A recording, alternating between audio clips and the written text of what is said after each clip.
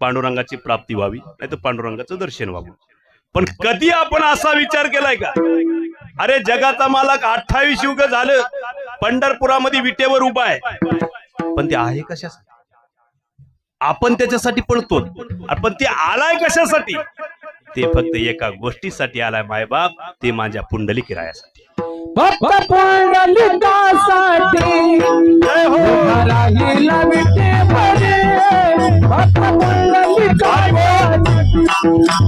राहिला विटेवरे, थंडी मलाही दाखवाना विठुरायाची पंढरी, थंडी मलाही दाखवाना विठुरायाची पंढरी, पुंडलिकासाठी जय हो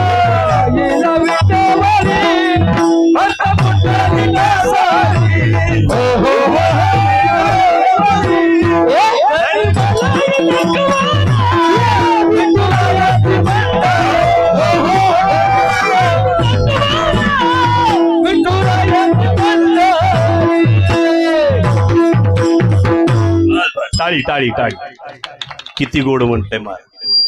अरे जगाचा मालक भगवान परमात्मा पंढरपुरावरती विटेवर उभा आहे, पण कशासाठी?